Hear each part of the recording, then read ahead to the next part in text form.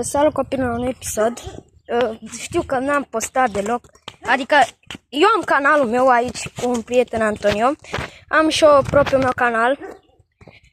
Dar nu am postat deloc la el. Deloc. Un pic, 2-3 episoade. Și revenim în episodul de astăzi. Zi, Antonio, ce vrei să facem? Jucăm pas. Jucăm pas. Bă, nu, să sărim gardul și să fui în casa lui prieten al nostru. Băi, ești prost, nu mă, că ne văd oamenii pe mine.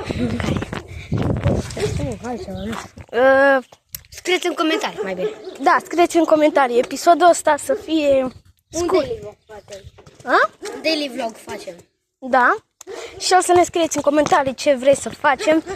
Adică dați-ne niște provocări în afară, să fie distrugeți case, spargeți geamuri și toate nebuniile astea.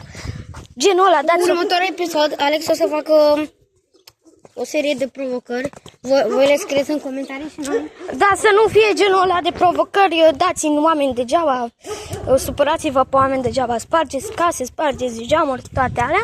Puteți să ne cereți, dați 15 toarde într-o casă, adică nu într-o casă, pe stradă, pe așa, țipați, orice altceva, dar să nu fie de limb și să jur.